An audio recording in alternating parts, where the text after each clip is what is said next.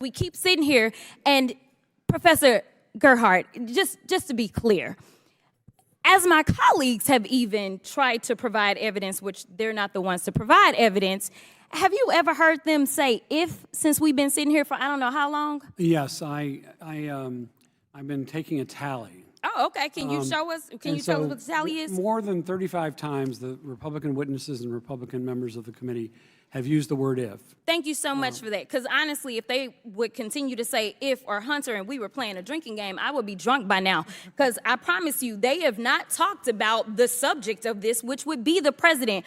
But let me tell you something that was so disturbing as I walked in to this chamber today. As I prepared, I said, what is the crime?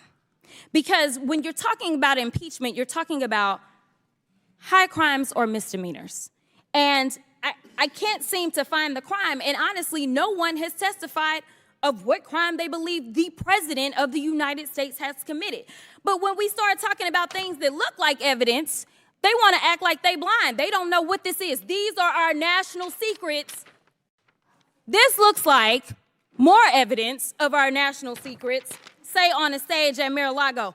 When we're talking about somebody that's committed high crimes, it's at least indictments. Let's say 32 counts related to unauthorized retention of national security secrets, 7 counts related to obstructing the investigation, 3 false statements, 1 count of conspiracy to defraud the United States, falsifying business records, conspiracy to defraud the United States, 2 counts related to efforts to obstruct the vote certification proceedings, 1 count of conspiracy to violate civil rights, 23 counts related to forgery or false document statements, 8 counts related to soliciting, and I could go on because he's got 91 counts pending right now. But I will tell you what the president has been guilty of. He has unfortunately been guilty of loving his child unconditionally, and that is the only evidence that they have brought forward. And honestly, I hope and pray that my parents love me half as much as he loves his child. Until they find some evidence, we need to get back to the people's work, which means keeping this government open so that people don't go hungry in the streets of the United States. And I